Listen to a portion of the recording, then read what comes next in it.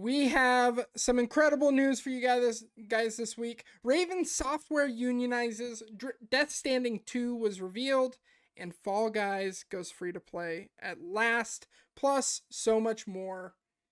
Catch it right here on the Crossplay podcast. I am your host this week, Taylar Allen, alongside the grounded gamer himself, Mr. Kory Braden. Bearden. Kory Braden. No, you had it right the first time. Yeah, it is Braden. You had it right the first time.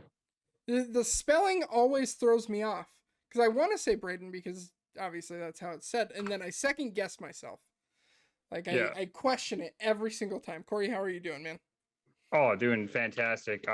Just like I don't know, like I was just if you guys were part of the pre-show, you were hearing about some great, amazing things that have happened in the last little while, and I was just talking about how I just got reached out for some other stuff, crazy cool things that might be happening or may not be happening. We'll see. But like it's just crazy to see that everything's always busy. Who knows what's coming up and going on? And ketchup chips. You forgot the most important part of the pre-show. Ketchup and cheese, chips, and then we talked about, and then Taylor was talking about bacon, deep fried and bacon grease chips, and I was like, this is where I need to come. I need to come visit you guys and have those. It was good. But like I was saying, this is the Crossplay podcast, our weekly episode or our weekly podcast here at Dual Screens, where we go over the video game news. You can support us on every platform that you get podcast services by leaving us a review if they're available, as well as subscribing to our YouTube channel. If you want to support us even more, however, and get that amazing pre-show that Kory was talking about, as well as the ability to jump in the Discord and chat with us at any time, you can support us over on Patreon at patreon.com/ndspodcasts. This week, we've got a pretty stacked show. We've got a lot of news, a lot of new releases coming up this week.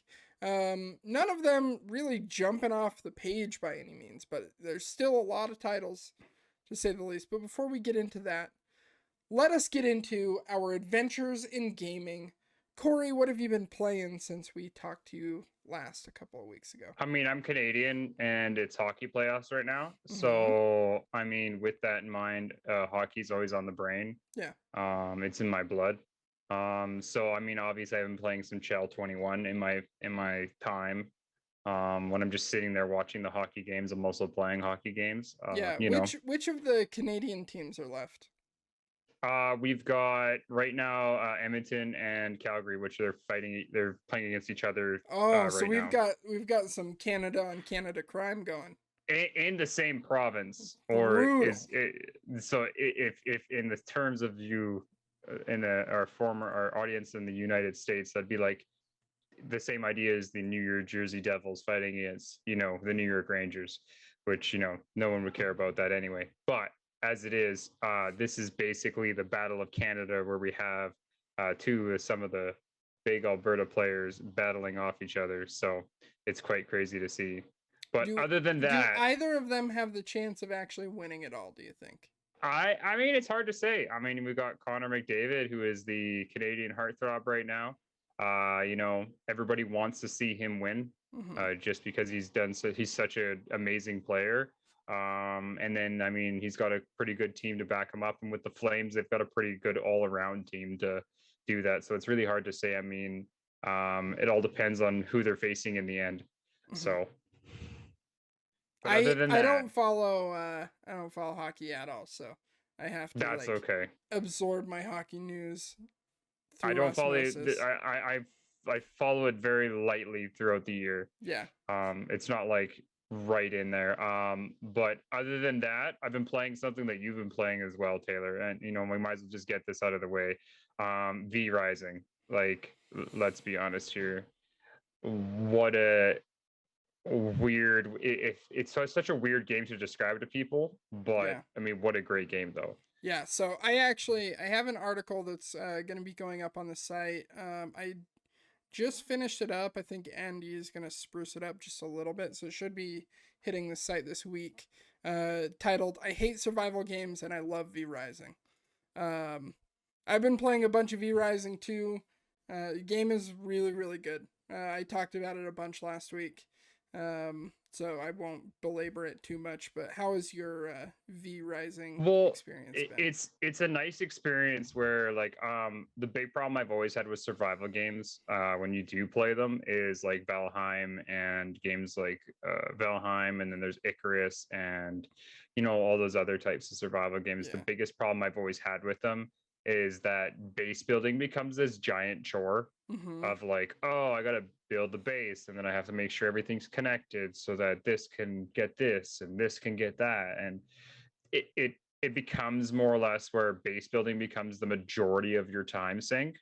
Mm-hmm. Whereas in V Rising, I really love the idea that they kind of went, okay, what do people want to see out of survival games? And the idea that they brought out that thing of here's all these bosses, and every time you beat a boss, you get powers and unlock new things to craft. And it's more or less the idea of that base building and is so automated in sense that you're not having to worry about it as much as usual survival games. You're more or Yeah. less, it's the customizable side of things, it's the gaining powers, it's more or less like just walking out and like the finding out what combination of powers and weapons you really love to enjoy. And that's the other thing I love too is I always hated the idea, especially like when you look at like Valheim and stuff like that, where you would get to this point where it's like, okay, oh, I have to bring my pickaxe with me. I have to bring my axe with me. I have to bring my weapons with me. I have to bring this, because it's like,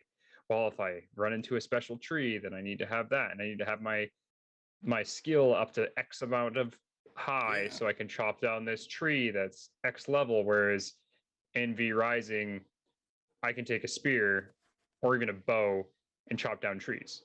Yeah. Is it efficient doing it? No, but I can just take it with me and just mine with it and do everything with it. And I'm not having to carry a bunch of stuff. There's no weight limit to my guy.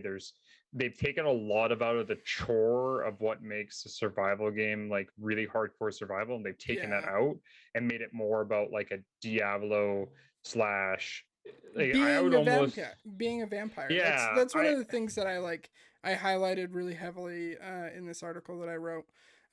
Is like all of the little things that you don't think about in other games that like would affect you as a vampire. Like I find mhm. so fun. Like you don't think about like the sunlight or walking Oh, into like a sunny I grove at all. oh And like the man. first time that you like burst into flames as you are like just walking in between trees and stuff Well, is even really really even good. something like carrying silver. Mm-hmm. The first time I carried silver, and I'm like, why am I burning? And Yeah. I'm like, oh yeah, this is silver. Like it, Or and it's not like constantly topping off your blood meter and stuff yeah, like that's another things cool like that. mechanic I love. The Yeah. idea that you take this blood that's a percentage of blood that gives you abilities, but then the more you use your abilities, the more your blood goes down. So you have to Mm-hmm. constantly kind of keep track of it. And it adds things to boss battles that I never think I thought I would add, right? So like I have to go find a boss, and it's like, okay, well, he's over here. And I'm like, okay, I only have 3 hours in a day cycle or in a Yeah. night cycle. I have 3 more hours of the night to kill this boss. Do I think I could do it? He's in an open field. Like if all of a sudden it turns daytime and I have to continue fighting him, I'm kind of hooped, right? So you're having to plan all these things out and Mm-hmm. kind of you're like, oh well, this guy right now he's doing a certain type of attack. Maybe I should find a rogue that's got a high percentage of blood that I can have that ability so I get the critical hits on them so I don't have to worry too much. Or Yeah. maybe I'll become a brute so I can take more damage, right? So it really lets you kind of explore and kind of uniquely change things. And especially right now too, I love the idea that they kind of also made tailored it to a lot of different people. Like I'm playing in a fully public server, Mm-hmm.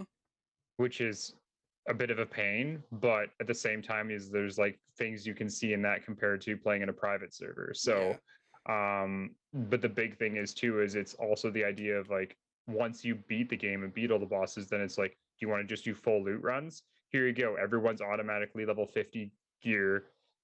Here's go explore and do whatever from level 50. Or hey, let's just jump in an area and do level 70 runs, right? So Yeah.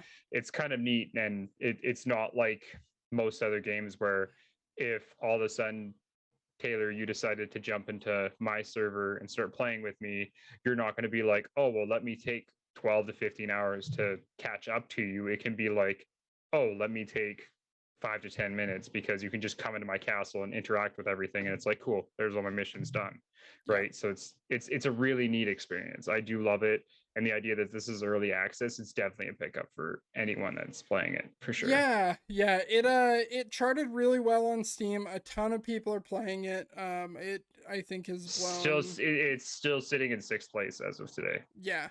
Which for an early access like paid survival game, like that's huge. You know, it didn't launch free to play. It's not full release. It's not released by like a big publisher or anything like that. Like the only last time we saw anything like this was Valheim. Yeah. Right. Yeah, they had a really strong launch, and I totally agree that like the simplicity that they've added to the game, and removing some of those like pain points, and instead like refocusing, making combat like really really satisfying and exploring like really rewarding and stuff. I have really liked it a lot. Have you been playing anything else? Just those two? Just those two. I mean, I've got a once we're done this, I'm going to be challenging my buddy Joe, the one that no one ever knows, to a race to the plat on I Am Mayo 3 to finish off the great trilogy that is. Those are like 30-minute platinums, right? Yeah, they're like super fast. The last one took about 45, but yeah, it's funny because it started out as where you were clicking on a jar of mayo with the X button, and all you had to do was get to like 10,000 clicks, and then you had to just change the outfit on the jar, right? And then in the second one, you had to click on the jar, and then there was mini games that you had to do. And now, from what I've seen with the trailers, I Am Mayo 3, like these guys have totally like made this whole story with it, so they're like they just know what they are.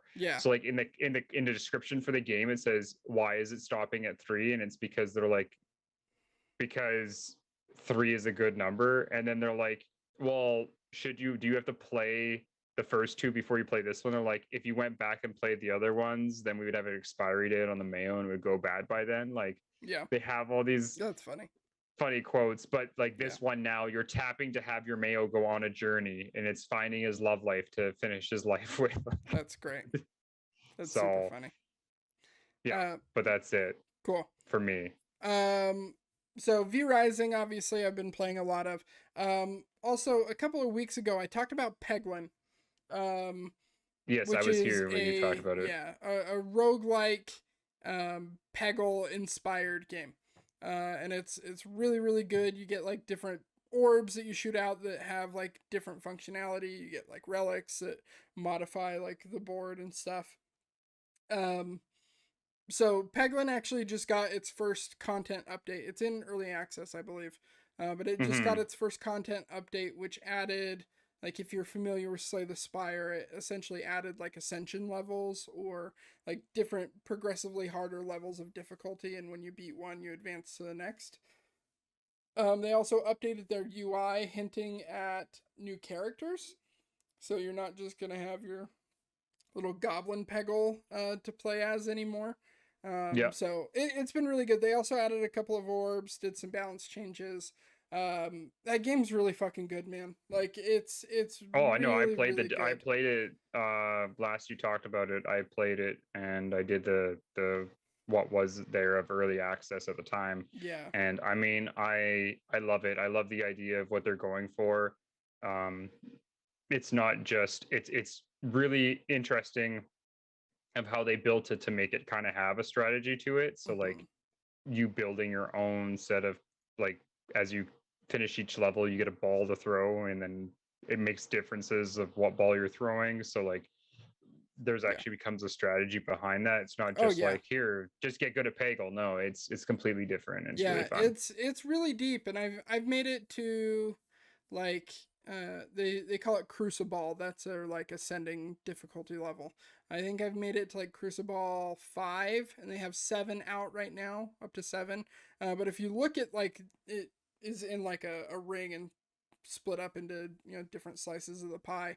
If you look at it, they have like 20 or more that they are planning on adding. So it's gonna like severely ramp up, and with each one, it's like, all right, you have one less refresh orb.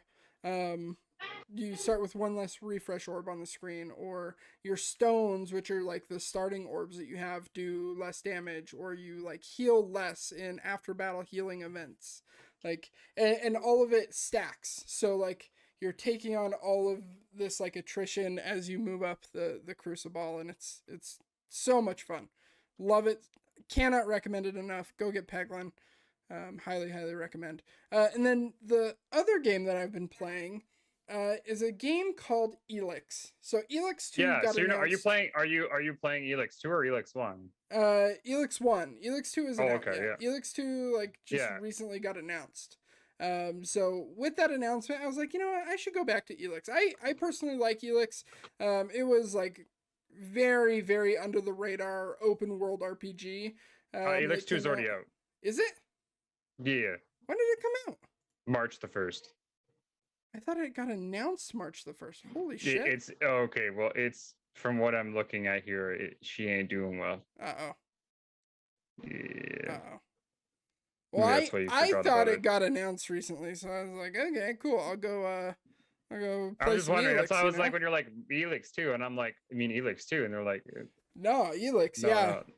No, it's there. Shit, okay. There you go. See, this is why I added the release roundup section last episode, because I can never remember what has actually fucking come out or not. Yeah, I've been playing Elix. I think that game's really cool. I like it a lot. Obviously, it has its issues. Like it's not the most polished game. It doesn't play the smoothest, but like the story is interesting. The world is super interesting. I absolutely love the world that they've built there. So, yeah, I'm just trying to get back into that. I guess I'll have to jump into Elix. Yeah, I mean, I've always looked at it. Like, I had a lot of friends where it's one of those interesting things where it's one of those games that I've had a couple people that played it, and they've always said that it's even though it's never really, it's weird. It's one of those games that gets that weird rainbow effect of scores, where it's like some people view it very low, but then there's a lot of people that view it very high. Yeah. And I find with Elix 2, I had a lot of friends that were like right into Elix. Like, this is their like Skyrim. Yeah. Basically. Like, they played the heck out of it. The world is fascinating. And that's what really draws me to it. It's like post-apocalyptic. There was this like cataclysmic meteor event that happened that like altered the planet at its core, and it started releasing a material called Elix, and it kind of like looks at the world through the lens of like how people embraced or didn't embrace Elix. Like, there are the clerics who like use Elix to power technology and stuff. There's a different group who instead have like a sacred tree that they put Elix into that is converted into mana, which allows them to like use magic, but they like totally shun technology completely. And then like the Albs, who are like the big bad guys, they like consume the Elix, and it totally gets rid of all emotion. So they're just like this cold fucking killing machine, basically. And there are a bunch of other like different factions and stuff that play into it too, but like it really examines the world, like if we were to reset, and some people chose to embrace technology and some didn't.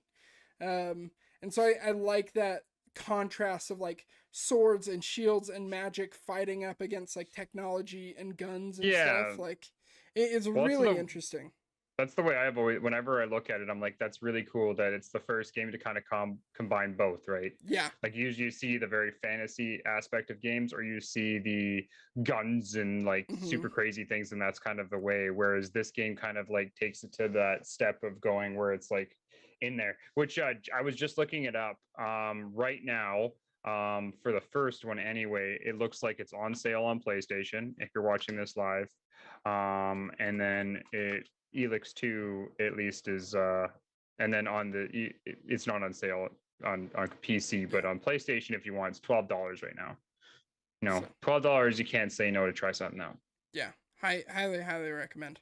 All right, release roundup. We're gonna jump into the latest releases, what's coming out this upcoming week. Let's do it. Rapid fire here.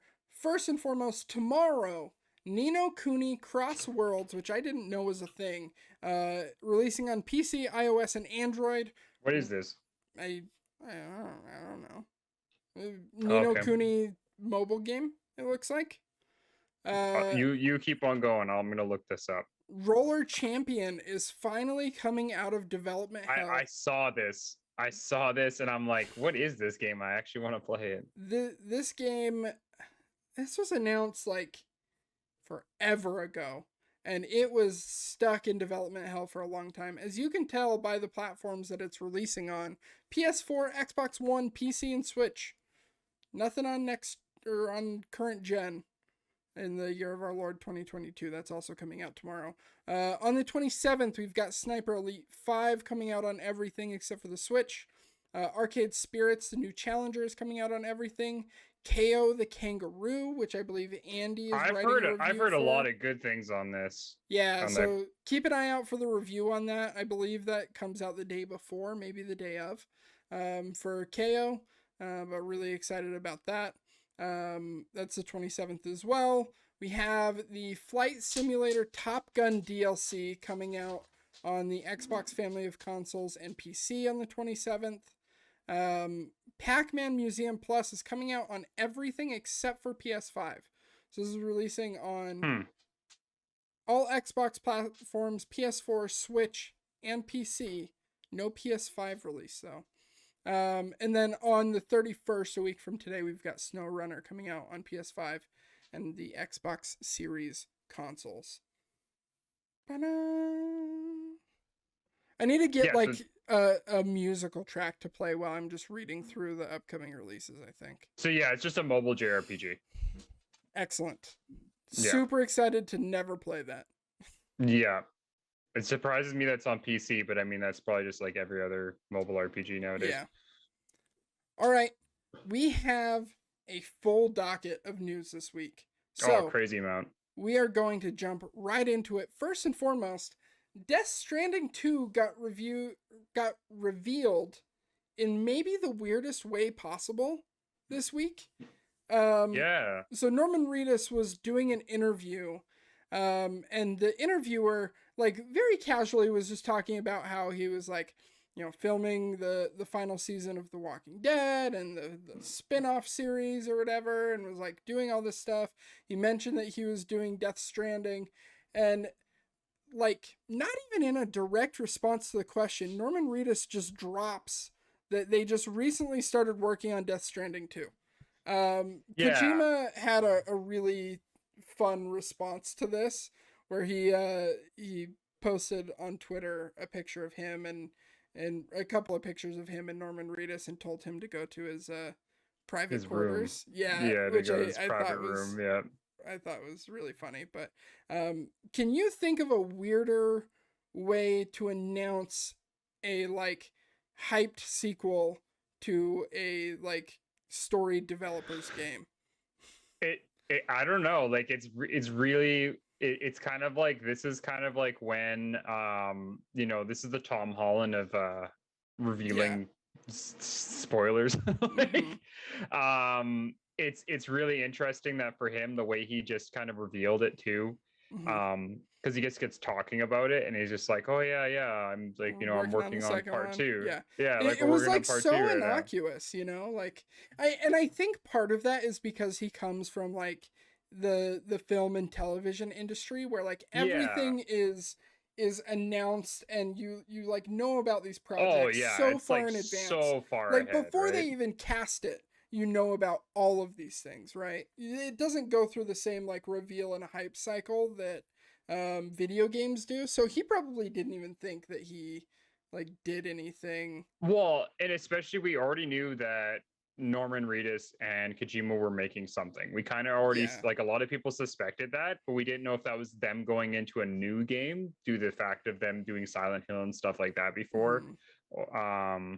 you know, or if that was them going into Death Stranding 2, because a lot of people are wondering, okay, well, are they going to do a Death Stranding 2? Just because the critique of what people had of it and stuff like that, like they were like, is he going to make another one? Is he going to change the way it plays? Like, is he just going to do something different? Or are they just going to do something else? Like, we knew it was happening, but now it's out in the open.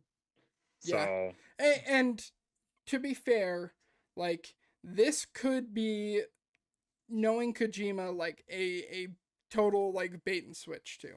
Like, he loves he loves doing this he stuff. loves stuff like this, and so I don't think it's likely, but it is possible.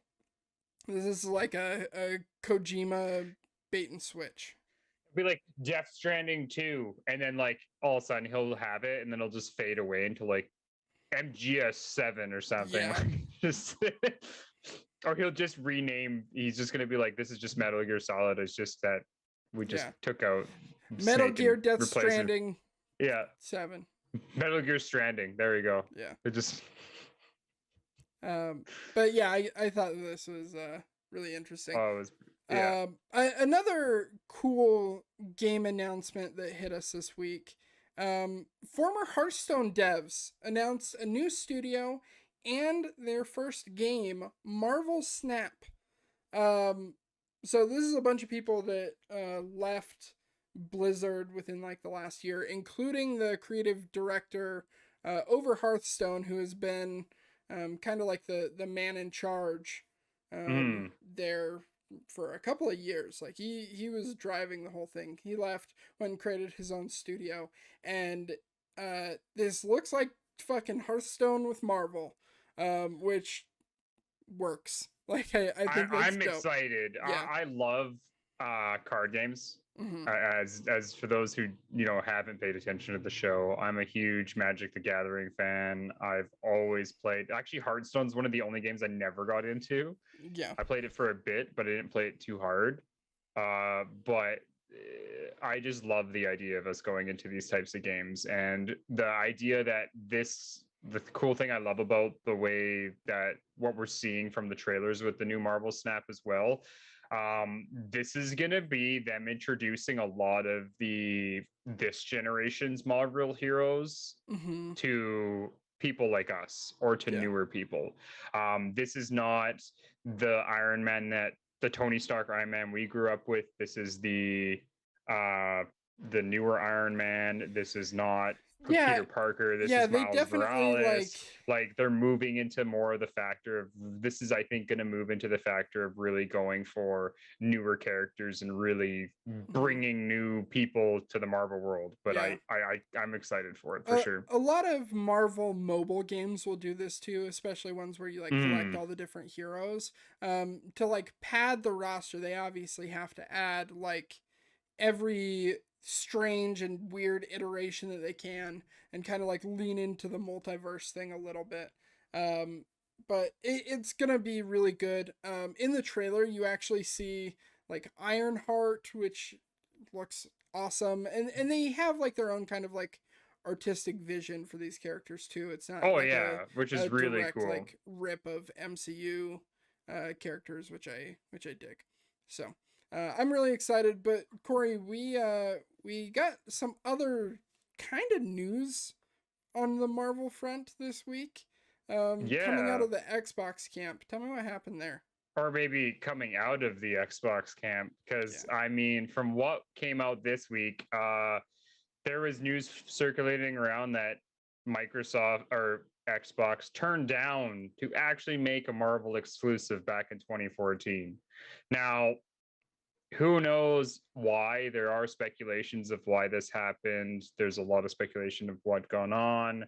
I mean, who knows if this is, it's one of those things where it's whenever any exclusive or a company goes one way to another, there's always speculation of why they went one way to another. Sometimes it's money, sometimes it's just the developer choices, sometimes it's just whatever it may be. But the idea that what's come up is that Marvel really wanted something that was like Batman Arkham series, and they were looking for someone to make it.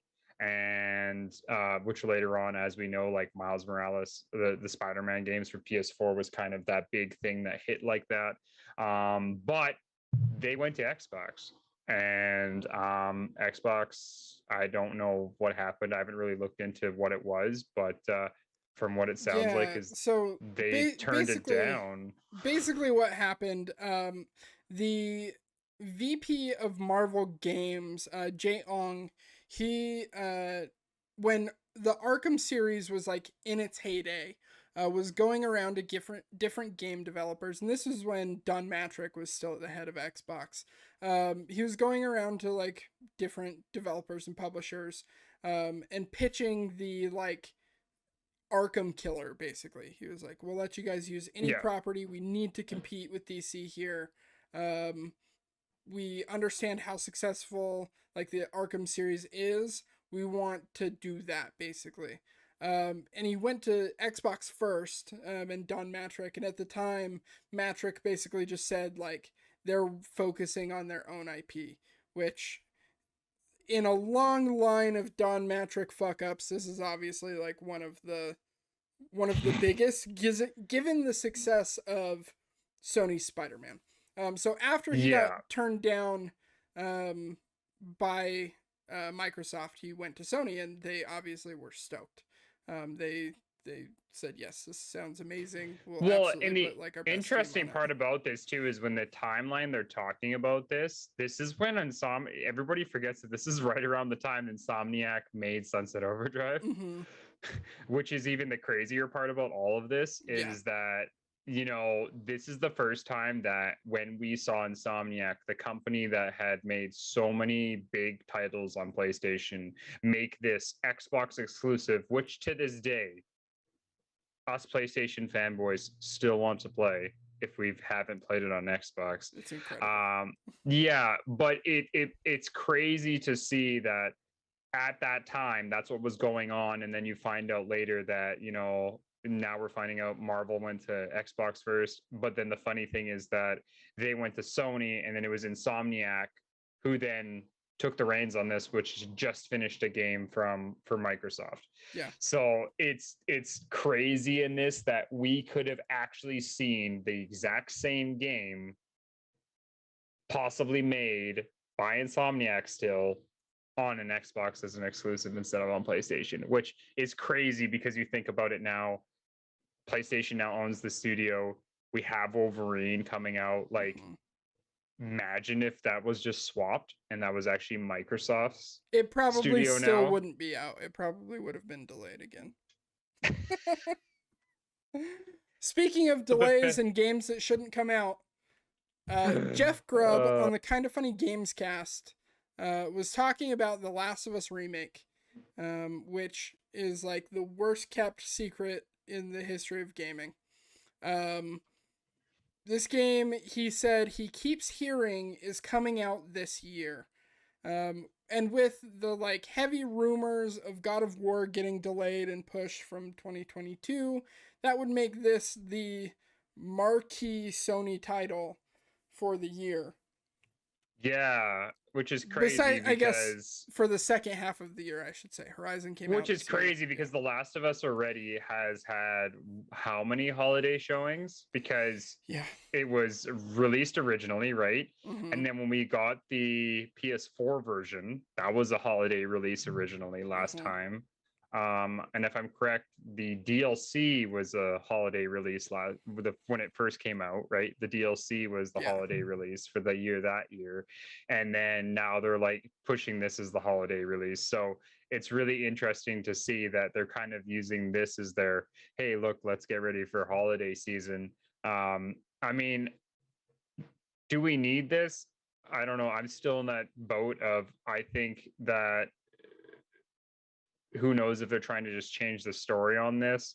I still think that the way they ended the first Last of Us was it could be interesting to see a story if they changed the way that ended.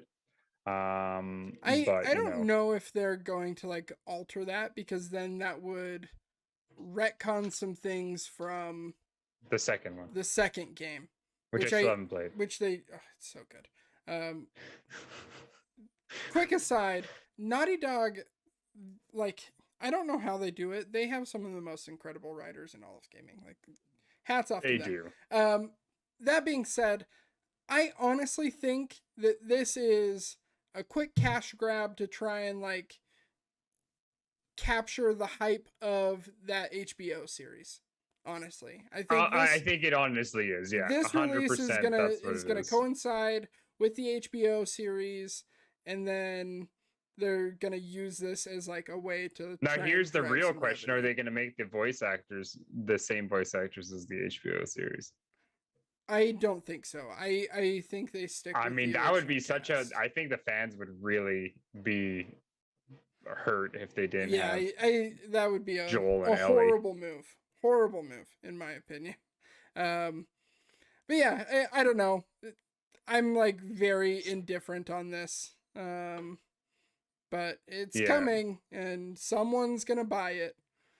Yeah, so. But you know what? People aren't gonna buy anymore. Fall Guys. Fall Guys, because it's going free to play. Yeah. So there's some cool news and some not so cool news with this story.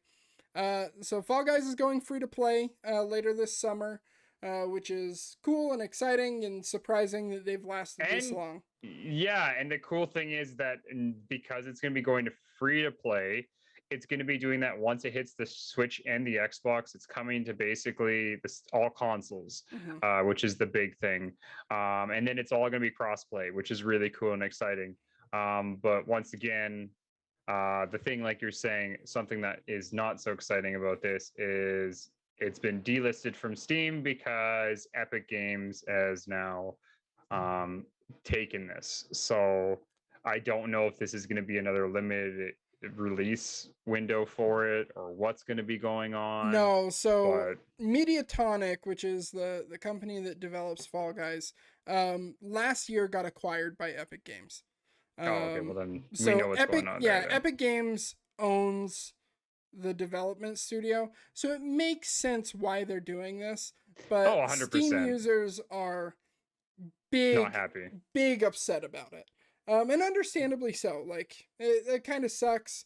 You're not going to be able to like, you'll still have access to all future updates, they say, but it's going to be completely delisted from the Steam store.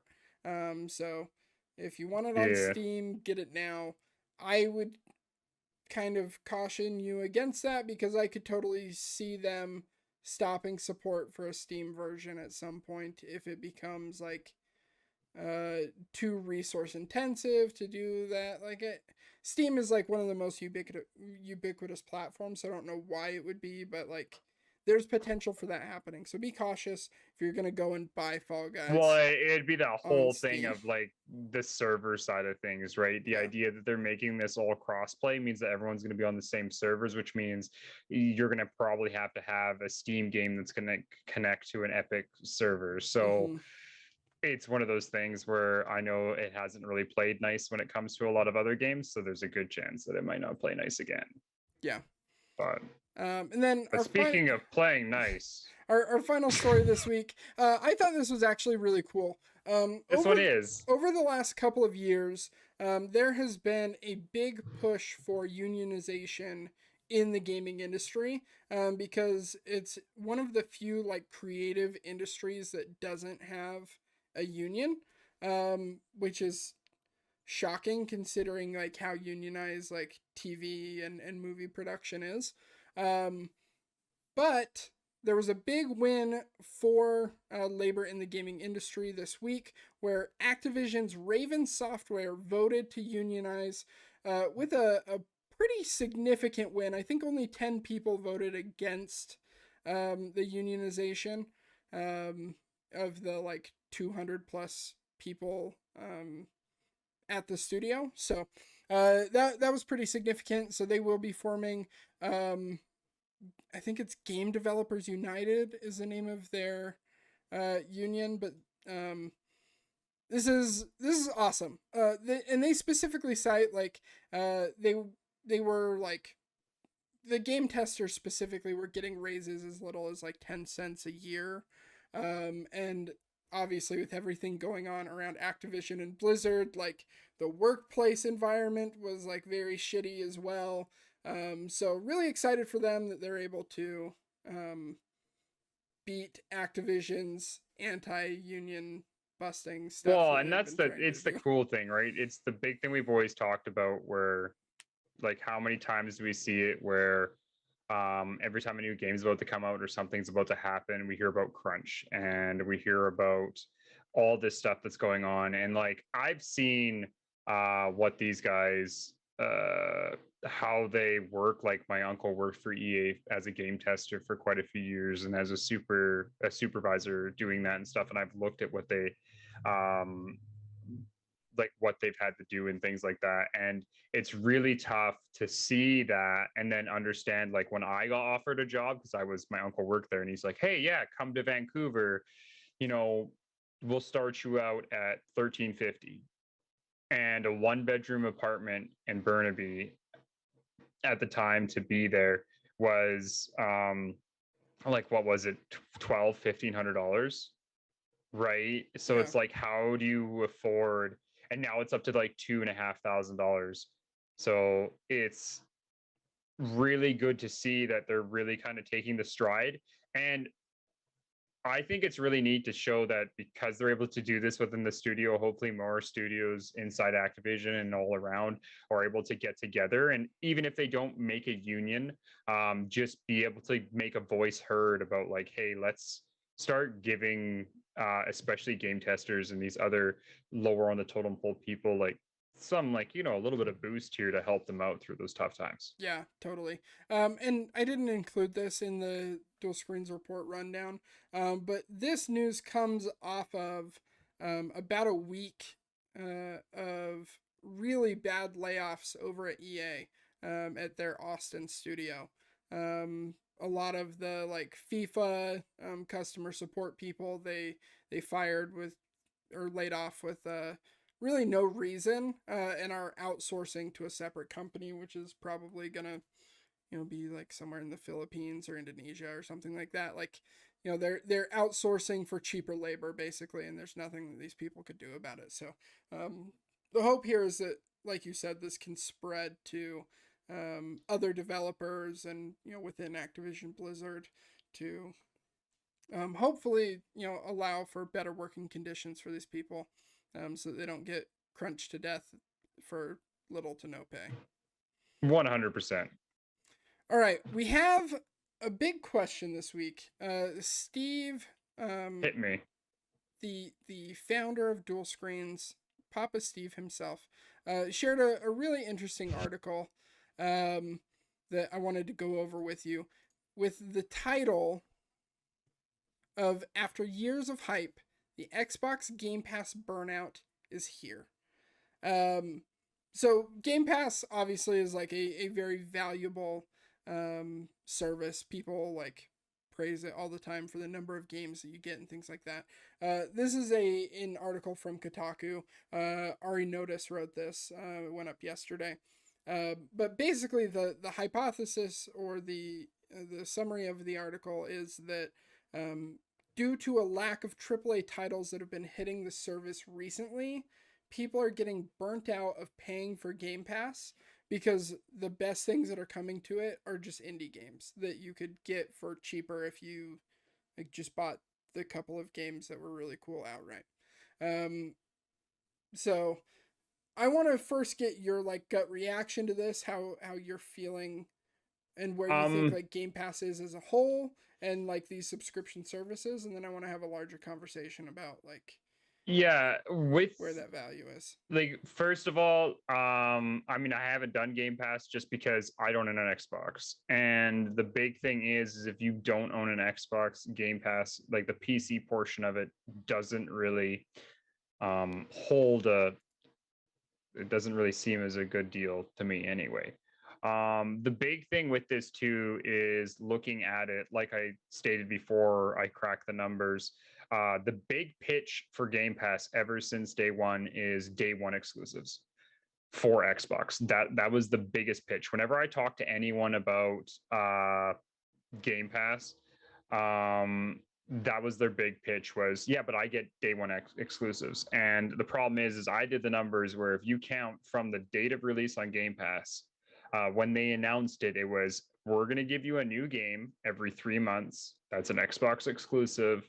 This game, like, here's our schedule for the first year and a half. And they had a game every 3 months. But if you were to buy all the exclusives that have come out so far and compare it to buying Xbox Game Pass Ultimate, you would have actually saved yourself a couple $100 just buying the games outright. Now, true enough, you do get a lot of other games, like Outriders was on there. There's a lot of other big games that came out of Game Pass, 100%. But that's where I think the big thing is there's not enough new stuff coming to the service that says, hey, I'm willing to shell out $15 a month. It's the same thing with me with PS Now. I was doing PS Now for about 4 to 5 months. And then at that point, I went, you know what? I don't see any games coming out the next couple months that I really enjoy. I'm just going to wait till they come up with a game that I want to play, pay the $12 for that month, play and beat the games I want to play. Then I cancel the service, then I continue on. And that's where, because of that, people that did hold the service the entire time are finally going, you know what? I'm really not going to pay for it now. I'm waiting for a huge amount of stuff to hit this. And then I'm going to buy it 6 months down the road, 8 months down the road. And a lot of people are just, like they said, they want to hold Xbox to that thing of, here's my, you told me every 3 months I was getting a game. You're not holding your end of the bargain. Once you hold your end of the bargain, I'm going to buy back the service. This is not people saying they're just going to not buy Game Pass ever again. This is just people not having it for now and jumping back later. And I think that's where subscription services should be held at. No subscription service should ever think that all their people are going to hold it forever. They need to understand that, you know, you have to keep content going. Otherwise, people are going to drop off and then come back later. Yeah. A couple of things. I totally disagree with you on PC Game Pass. I think PC Game Pass is 100% worth it. I'm not like, saying it's not good. I'm not, and don't get me wrong on that. I'm saying is, if you look at what Ultimate has, right? And that's the problem, is that Ultimate's a great deal. But the price of just straight PC Game Pass at $12. Like, I'm Canadian, so I'm paying $12 a month. I look at it from that perspective, and I look at the list of games that I have, and I owned a 360 years and years and years ago and played everything. Yeah. So for me, all the classics I wouldn't play, so it's only the new things coming in. So your the Flight Sim and Age of Empires and stuff like that. And I agree, those are great games. But once again, if you've played a lot of those libraries, that's where, as a gamer that's played a lot of everything, I don't see value in it. I'm not saying there isn't, but I think the ultimate where you're paying that $15, not the $12, that's great. And that's the real big savings and good value. There still is value in both, but I was just a PC Game Pass subscriber for a little over a year. And in my opinion, like, having access to that library for $10 a month US, like, I think that's totally worth it. I think the bigger issue here, and I think we kind of have all kind of hit on it and danced around it, is the lack of first party output, right? Like, I don't 100%. Think there's an issue with the service. Like, I personally, like, gladly pay my $15 a month, because, like, games like Trek to Yomi, which, you know, granted is only like $20, but, like, that comes out, launches on Game Pass, and is awesome. Like, I can play MLB The Show for free all year long on Game Pass, which is awesome. Having access to, like, the EA catalog is awesome. Nobody Saves the World, Death's Door, like Missed Enough points out, like, there have been, yeah, it's huge. It's great. There have been an incredible indie scene on Game Pass. And so, like, in my opinion, I think the bigger issue is with Xbox's first party output and not with the service. Like, I think the service holds tremendous value for people, with the amount of games that you can play. Like, the fact that we are losing Redfall and Starfield this year, like, yeah, that hurts, but, like, I'm not even considering pulling my subscription. And I think, like, this article in particular fails to actually diagnose the real problem. But I do want to talk in a larger scope with Sony launching the PS Plus collection now. in contrast with Game Pass, do we think that this is going to create like a race to the bottom where people aren't willing to pay for games anymore and just want their games on their subscription? The big thing is you've got two different variations of how the pass is working, right? Mm-hmm. You've got PlayStation's point of view where what they're going for is they're going, here, you can rent any game that comes out now for 2 hours if you're over $30 and try every game out, try everything that comes out nowadays, all of it for free as part of the, sorry, I don't want to use the words free, it's an old insurance tactic, but as part of your subscription, you get to try all these games out. We're still not going to give you your exclusives, but we're going to give you this big library of games, but we're going to give you a lot of games that are classics of games that you probably haven't played ever before. And you've got Xbox, where Xbox is kind of doing the opposite thing, where they're going, want all the new things and new stuff and exclusives from us. Here's our Game Pass, right? So it's a interesting thing to see if Xbox starts to change the way they do theirs based on what they're seeing with PlayStation doing theirs. It's going to be interesting if PlayStation starts changing theirs to do what Xbox does. I hope this doesn't get to the point where it's just a race to just have to buy subscriptions all over the place to be able to watch what I need to. Like, I live in Canada, and I can tell you right now, doing that with my TV subscriptions is starting to kill me price wise, just because unlike the States where HBO and like Hulu own majority of everything, I have to have like just to watch certain things. Like I looked at today, I have Amazon has 6 subscriptions within it for me just so I can watch.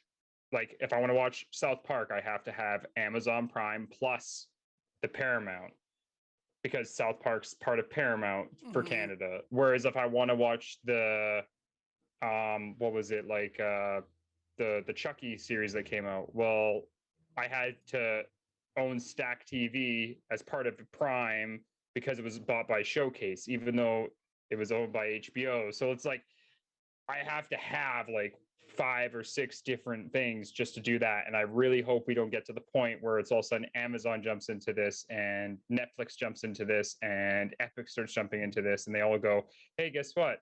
Well, you wanted this exclusive game? Well, that's going to be through the Amazon Yeah. Prime, PlayStation app, right? I really hope we don't get to that point, because I don't like games being locked behind a subscription service. I still want the option to buy them so I can make that choice. But Yeah. I personally don't think that the ability to buy games outright will ever go away. yeah, That being said, I do think that like Sony's offering and Microsoft's offering are actually not that different if you take no, out the like first party day and date launches that Xbox has. Like they're really like almost the exact same thing. Classic libraries, like you have all of the original Xbox 360 games, stuff like that on Game Pass as well. So like it's a very very similar service that's being offered.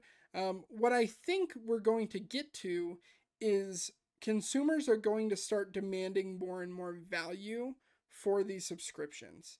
yeah, As they start pitting against each other more. Like I think Sony's gonna launch and they'll be fine for a while, but once these Xbox games actually start hitting this generation, in 2-3 years, once we get kind of through this rough patch of like post-COVID development that we're going through right now, and a lot of these Xbox exclusive actually start hitting, and some of them actually start performing well. Like I think we'll immediately start seeing a bigger demand and a bigger ask from the Sony yeah, community, like asking for first party games more either sooner after launch or at launch or whatever. Like whatever that cadence ends up being, there's going to be like more demand for that, and I think it's eventually going to lead to a race to the bottom, which kind of like ties in the crazy number of acquisitions that these companies are doing and stuff like that, like kind of really forcing these companies to stay competitive with each other until another competitor steps into the marketplace. Because right now, like, Nintendo does their own thing. PC is like a totally separate thing. You're not really directly competing on the PC front. So it's Sony and Microsoft. And until another, like, you know, an Amazon or a Google or whatever can actually like legitimately step into that space and compete, I think it's going to continue being Sony and Microsoft, you know, and just continuing to like battle towards the bottom. So the one cool thing I have to say about all of this that's going on right now is both these services, especially Game Pass, actually more than what we're seeing with the Sony one so far, is this is really pushing the indie market.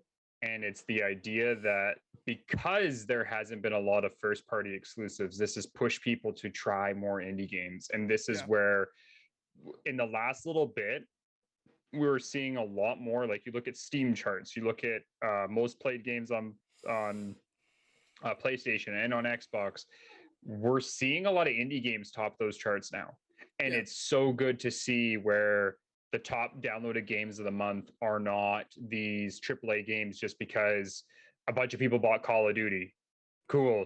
Like, what was it? Elden Ring just passed COD this year. And it's like, it's so nice to see that we're starting to see that trend of people are going, obviously if Microsoft's putting this ahead on their list, if PlayStation's putting this ahead on their list, if they're going to offer it in this service that they're paying for, it must be good, or it must be worth trying, right? And I'm glad to see that we're seeing that. Yeah, I agree, and I think ultimately this is going to be better for developers and better for the consumer at the expense of Sony and Microsoft, which, like, you know, they're two of the largest corporations in the world, so they can afford it. It's fine. They can do it. But yeah, I think it will ultimately lead us to a good place. Alrighty, we are going to wrap up the show right there. Thank you all so much for listening. If you want to listen to the show live while we record it, you can give us a follow over on twitch.tv/dualscreenstreams. We're very close. I think we're one away from 300. So if you want to swing by, drop a follow, try and catch a live show. We record not only this podcast, but also our indie focused podcast, Indies Nuts, live on Twitch. So come on by, hang out in the chat. We've got a great group of people that hang out here. Make sure you subscribe to the YouTube channel, youtube.com/dualscreenstv. We're seeing a lot of really awesome content go up on there. We've got a lot of demos from PAX East that are up there for really cool games that we saw. We also post all of our podcast content up there, so highly recommend. And then if you can leave us a review on any podcast service that you're listening to, that would be very much appreciated. My name is Taylor. You can follow me at It's Purger over on Twitter. That has been Kory, the Grounded Gamer, double D, no E. Follow me everywhere, on everything. And if you want to support us just a little bit more, you can go to patreon.com/ndspodcast, where you can get the pre-show where we talk about chips, as well as access to our Discord for just $1 a month. That is patreon.com/ndspodcast. These shows would not exist without the generous support of our patrons. Thank you all so much. We will catch you next time. And until then, keep eating them chips. And stay grounded.